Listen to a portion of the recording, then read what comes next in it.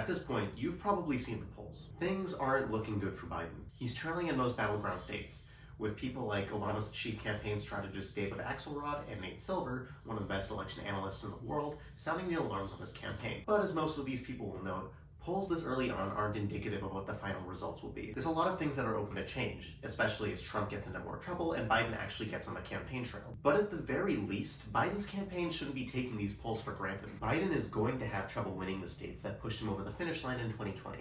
And there's a lot of work that his campaign needs to do in order to hold on. We know the problems. He's old, and his legislative record isn't getting through to voters. It's only a matter of getting those points across to people in battleground states. So when I see tweets like this, I start to wonder what the hell their campaign is doing. From the Biden-Harris campaign manager, we see Florida as an important part of our strategy this election. We know there's prime opportunity for Democratic voters here, and we're going to do the hard work that we need to reach them. Going into 2024, most election analysts have agreed that there's only 7 battleground states this time around, being Pennsylvania, Wisconsin, Michigan, Arizona, Georgia, Nevada, and North Carolina. There's virtually no chance of either side flipping a state outside of these. However, that doesn't mean there isn't a reason to invest in certain states in 2024. We only won states like Georgia and Arizona after years of building support there. And we've managed to turn Colorado and Virginia into safely blue states. But this shouldn't be done too much in 2024. Especially since Democrats are going to have a tough time holding on to states that they've previously won. The states that we should even bother giving attention to are the ones that are showing trends of voting Democratic. The only 2 states that I'd say fit this category are Texas and Alaska.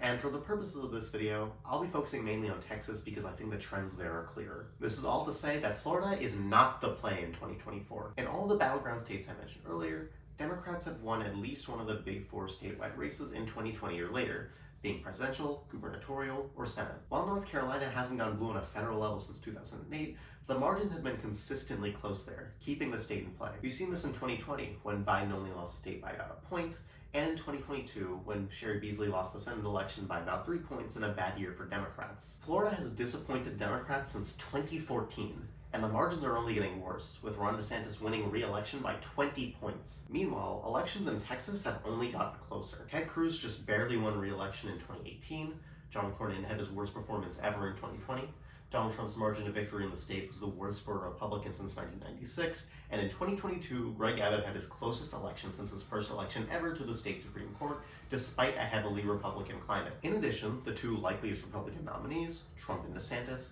both have Florida as their home state and have been very strong performers there. But Trump has been historically weak in Texas for a Republican. In fact, he seemed to accelerate this blue trend, with his margin in 2020 being 10 points worse than Mitt Romney's performance in 2012. While you could argue that investing in Florida means investing in the Hispanic community, like the tweet earlier suggested, Texas also has an incredible amount of Latino voters that Biden's team could be doing outreach for. Both states still have dogshit state Democratic parties, but despite that, Texas has still been trending blue. If they had better people and more money, we could flip Texas by 2028. Or perhaps most simply, Texas is just worth more electoral votes than Florida, and is far more valuable to Republicans. If Democrats manage to flip it, Republicans could be locked out of an electoral college win for a few cycles. That's not to say you can't or shouldn't spend money in any other states. Biden won't win Ohio or Montana in 2024, but there's a helpful down-ballot effect to help Sherrod Brown and Jon Tester get re-elected. But Florida doesn't really have any races that a down-ballot effect would help. Rick Scott is very likely to win a Senate election, and there aren't that many competitive congressional or local races. Most importantly, Biden's team shouldn't be playing to win in any of these states, because they're not going to. To see them say that Florida is an important part of their strategy this election is concerning to me, and it makes me feel like they aren't giving this election the seriousness it deserves. So I decided to take a look into the Biden team to see what was going on. The principal deputy campaign manager, Quentin Fulks, makes sense to have on the campaign. He was Raphael Warnock's campaign manager in 2022, who outperformed every other Democrat on the ballot by a wide margin. With Georgia being a key battleground state, someone like Fulks should be at a high position on the campaign. But let's compare that to Biden's actual campaign manager, Julie Chavez Rodriguez. She's the one who made the quote about Florida in the earlier tweet. Her first notable campaign job was on Kamala Harris's presidential campaign in 2020, as National Political Director and Traveling Chief of Staff. Now, if you were around for the 2020 presidential primaries, you'd remember that Harris's campaign failed spectacularly. She started out as one of the strongest candidates in the polls, yet flamed out quickly, leading her to drop out before the primaries. But that on its own wouldn't make me doubt her.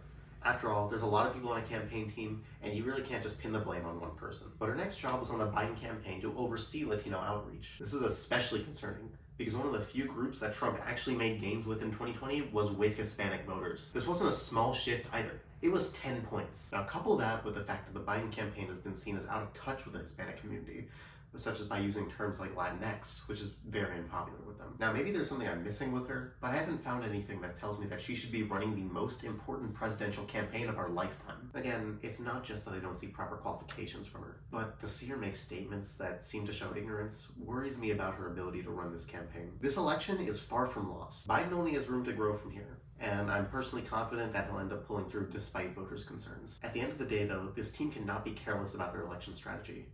And I'm not sure that they've proven that they won't. But if you disagree with me or feel like I've left anything out, feel free to leave a comment and I'll do my best to respond. If you enjoyed, I'd strongly encourage you to like the video and subscribe to the channel. It's free, it really helps out the channel, and you can always change your mind later. These conversations are important to have, and I'm always going to keep pushing to find the right and clear answers. Thanks for watching.